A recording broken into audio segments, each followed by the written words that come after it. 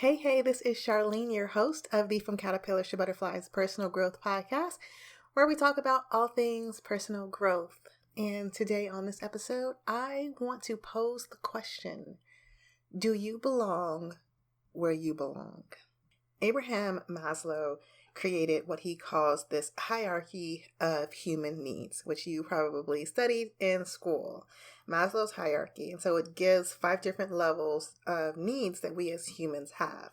And in order to progress to the next level, we have to first have fulfilled the current level. The first level at the bottom being psychological needs. It's a need for food, for water, for rest. If you don't have that basic need met, according to Maslow, you will have a very hard time meeting any of the other needs. You'll be so focused on getting that basic need level fulfilled.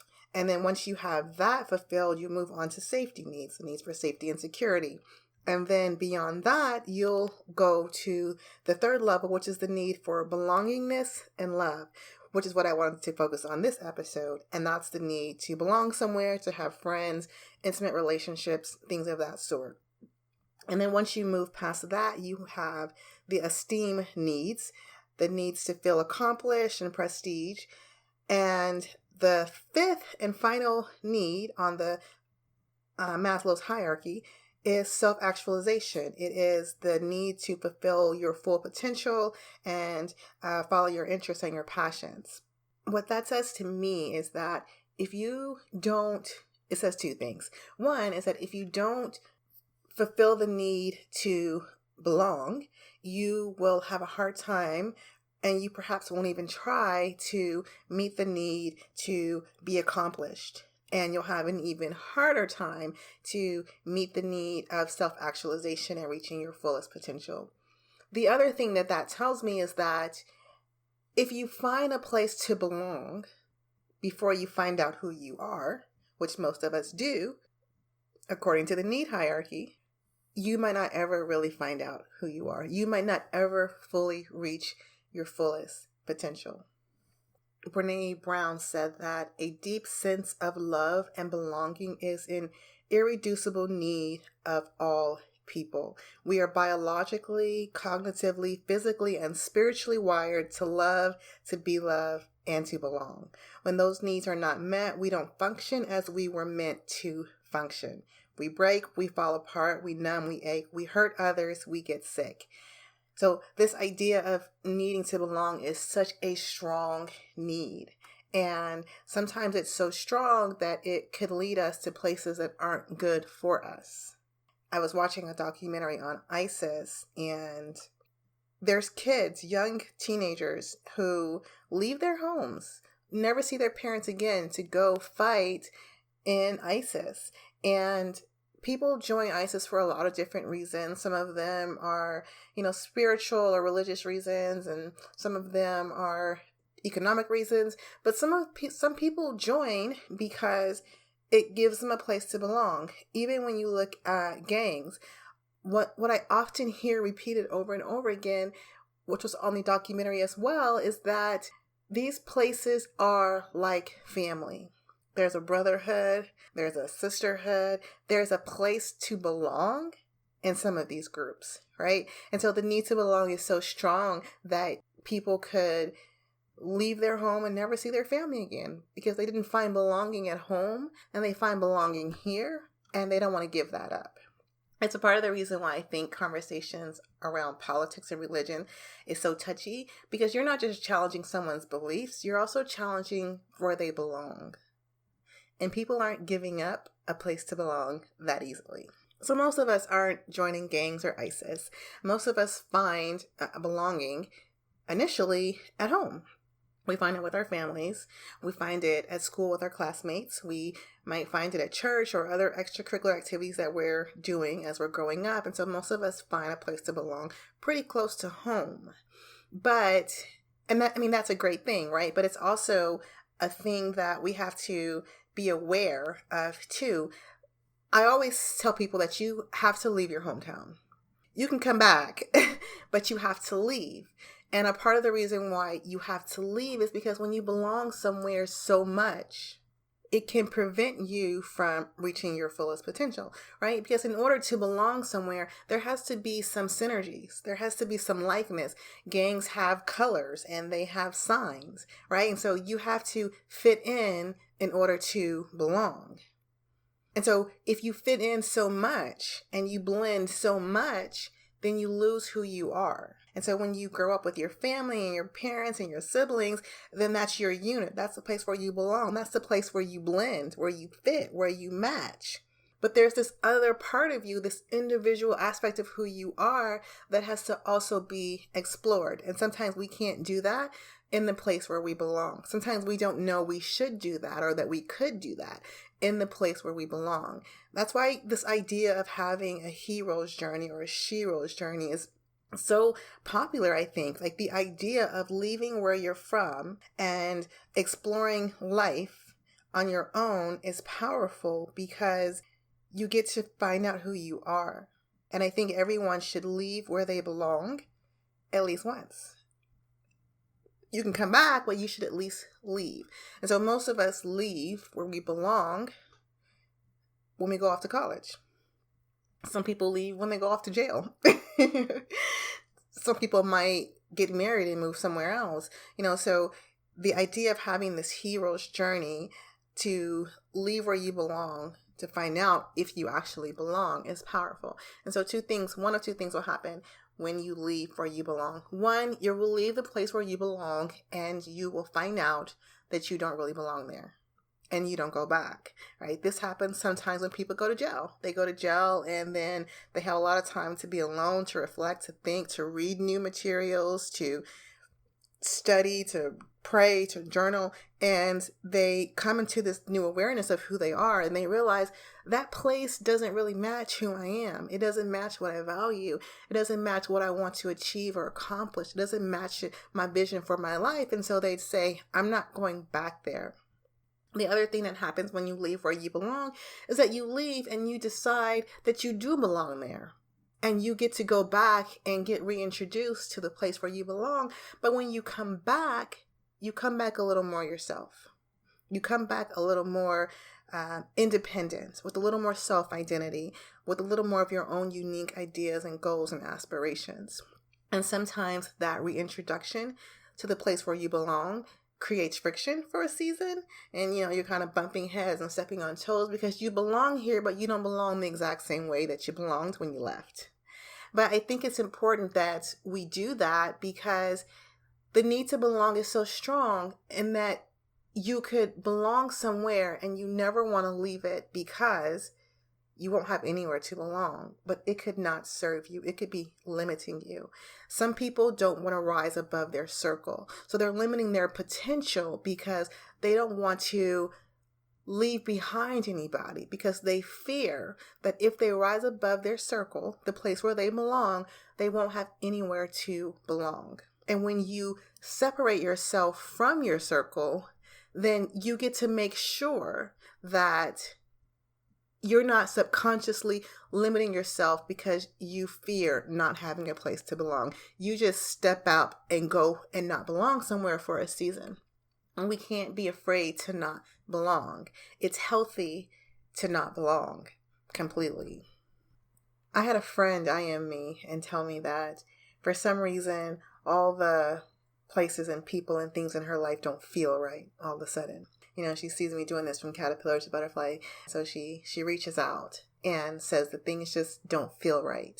And the reason that they don't feel right is because she doesn't belong there. Like, she's not in an environment or with friends or in a circle where she truly belongs.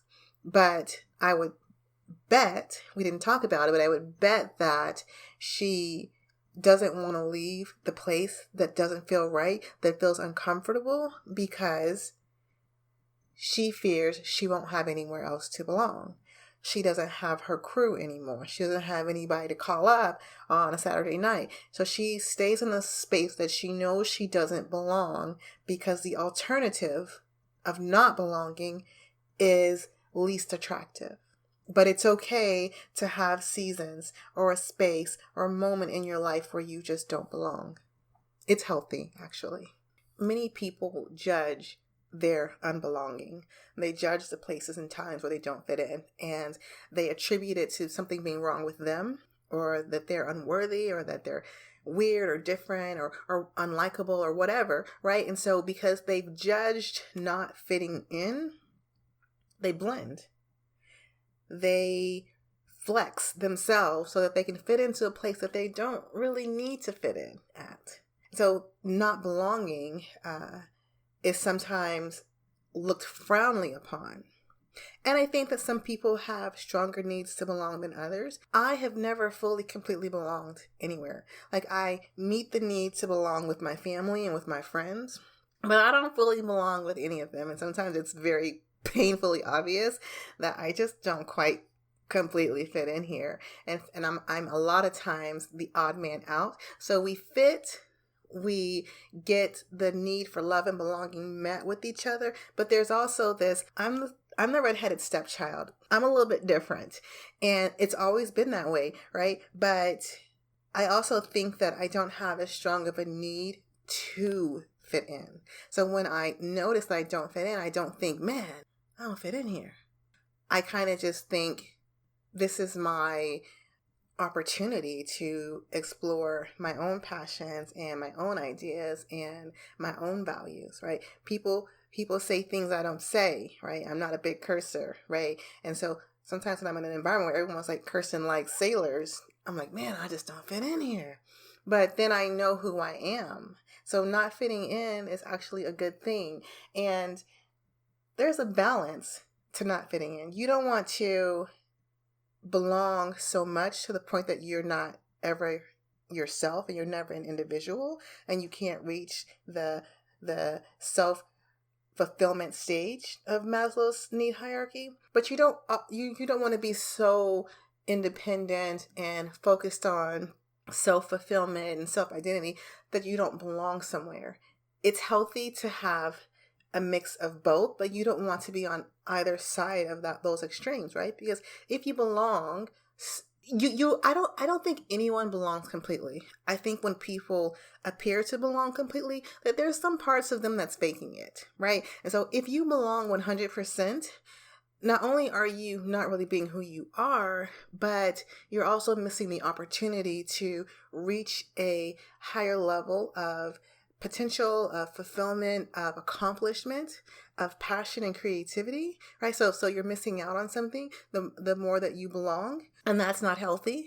And on the flip side, if you're just stuck on yourself and you don't have any connection, that's also not healthy. And I think that leads to depression and mental disorders. And I think sometimes when we have like incidents where people shoot up movie theaters and things like that, and they're always loners.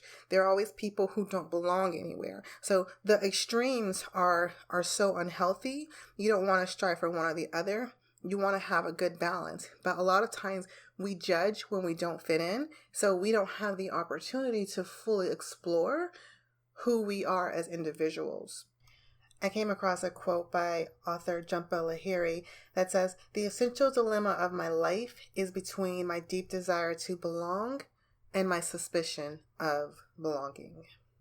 So though it's important to belong, it's also suspicious and limiting in some regards to belong. I was talking to a client on a coaching call, and I had written this article on my blog about how, I think it was 10 signs that you don't know who you are. And one of the signs were that you're different people around different people, right? So you're different and you change depending on who you're around. Now, of course, we all have aspects of our personality that shine in some environments compared to other environments, or just sometimes where we just realize that it's not the most appropriate, right? Like, I'm a Christian. I talk about that on the show here, but I don't go into deep theology and start preaching to y'all because it's not a Christian podcast, right? And so that's not faking it. That's not being someone that you're not. It's just acknowledging the places and times where different parts of who you are more appropriate, right? But when you're just being someone completely different, like I said, I don't curse, but you know what? I don't curse to anybody. You're not going to hear me, cursing like a sailor with my girlfriends, and then when I go to church and want to go hang around this group, then I'm like all buttoned up, proper English, right? So I'm who I am all the time. I really strive to be that person and pride myself to be that person, right? But when you're just like constantly flipping who you are, depending on who you're around, then it just might be a sign that you don't know who you are. And that's what she said to me. She said that spoke to me because I change up all the time and I don't know who I am. And the reason why she changes up all the time is because she cannot rest in the spaces where she doesn't fit in. She can't be comfortable and confident when she's in an environment that she doesn't belong. And again, a lot of people judge not fitting in, but I don't think we're supposed to fit in all the time. I think that it's very healthy to not fit in. When you don't fit in, you get to be who you are, and you don't have to worry about leaving a group behind. You know, a lot of the things that I do, like I said, I don't fit in completely in any circle or environment that I'm in. Even my own family, I don't completely fit in. But I'm doing this podcast and I own real estate and I'm publishing a book next month and all these things that no one in my circle does, right? And so if I felt the need to belong, and again, a part of belonging is a shared identity, then I wouldn't do these other things, right? And so if every time I found myself not belonging, I plotted and planned on how to belong, then I would not be plotting and planning on how to reach my full potential. You understand? So not belonging, I'm not saying that you should never ever belong. You have to find a need to belong. But when you find yourself in the gap, when you find yourself in the spaces in which you just don't completely belong, don't start plotting and planning on how to belong. Start plotting and planning on, well, what do you really want to do? Who do you really want to be? Or where do you really want to go? Make sure that when you don't belong, it's your cue that there's a potential for you that is unique to you. All right, The Alchemist talks about kind of the same similar thing. Santiago has the personal legend and he leaves his hometown to go off to Egypt. Right? He takes a hero's journey, in a sense, leaves his hometown. And it's an important part of really reaching your full potential and following your own personal legend, which is hard to do when you are in complete belonging, because your personal legend is not their personal legend. So then if y'all just trying to belong completely, whose personal legend is leading the way, right? It's difficult. It gets muddy. I said that most of us, we leave the place where we belong when we go off to college. And then I think that we never leave that place again, which I don't think is extremely healthy. I think, you get married and you have kids and then you start to belong in your new family unit. And then you never really kind of step outside of that unit or that place of belonging. And that could also limit you from your fullest potential. So I think it's important to always be willing to step outside the place where you belong. Now you can't like pack up and move for 4 years to another state or another country, and maybe you can't, go backpacking around Europe by yourself. But I do think it's important to find spaces and opportunities to leave where you belong, if only for a minute or for a brief time period. Someone was hosting a retreat and they're promoting it on Facebook, and I was reading the comments, and the comments were kind of like, this is too expensive, and you shouldn't charge this much, and you're catering to rich people, but we can't afford this, and yada yada yada yada. And the retreat was, I think, $2,000, and it was with a big name coach. And I mean, I'm sure she's not there all the time, but I think she does pop in and host something, and I'm pretty sure that the 2,000 included lodging, so that's a really great deal. And so we have to kind of get out of this idea that things are too expensive for our own personal fulfillment, for us reaching a self-actualization and reaching our highest potential. And so I'm not saying that retreats are the way to do that, I'm not trying to sell you anything. I don't have a retreat.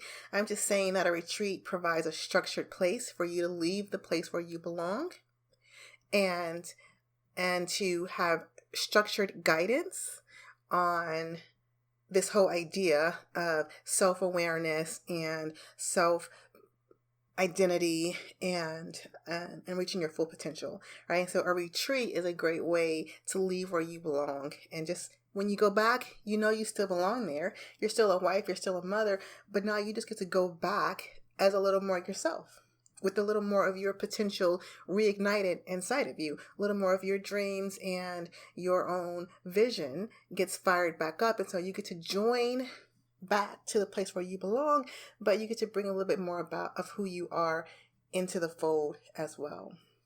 And so retreats are a great opportunity to do that, right? And so maybe it's not a retreat. Maybe it's just you just booking a hotel room and telling your husband or your wife and your kids, don't call me this weekend, right? And so you could just go and grab some books and a journal and whatever, and just spend some time that way. Maybe it's going to seminars. I love seminars. That's my growth avenue of choice.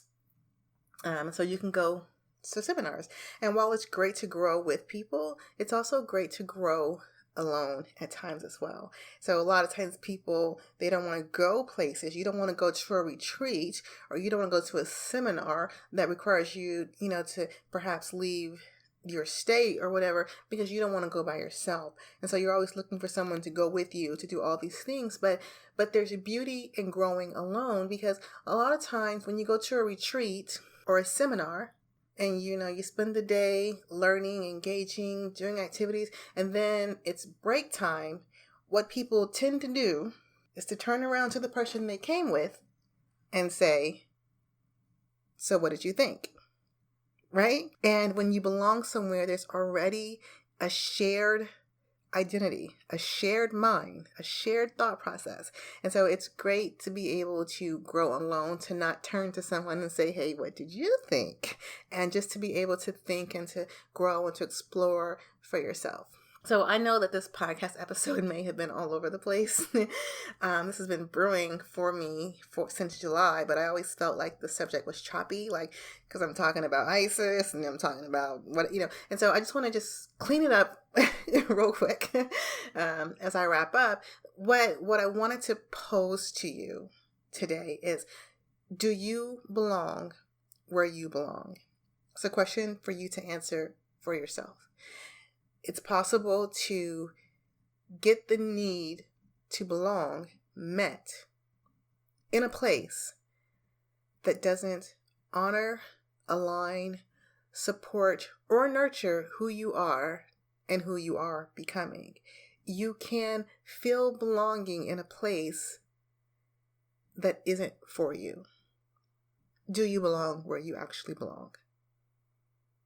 The other thing is that you can belong where you belong, but if you're not careful, belonging, because it's so strong and the act of not belonging is so judged, it's possible that where you belong is limiting you.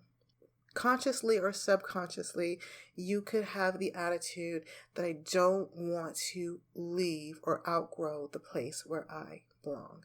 And it can be limiting your full potential. And this whole podcast, the whole idea of becoming a butterfly from a caterpillar, it's all about reaching your fullest potential. It's all about self-awareness and being who you are and living the life that you want to live and exploring your dreams and your visions. And so if you belong somewhere that doesn't support that, it's one of the ways that you can kind of address to make sure that you're not limiting yourself in any capacity. And so that is really the main purpose and the main idea that I want to get across in this episode, is that the need to belong is super strong. And if you're not careful, you could belong where you don't belong, or you could belong but be afraid of having any type of self-identity because you fear that you lose where you belong. And Either way, it's not healthy. So pay attention to where you're meeting the need to belong so that you can reach your fullest potential. Until next time, grow on purpose.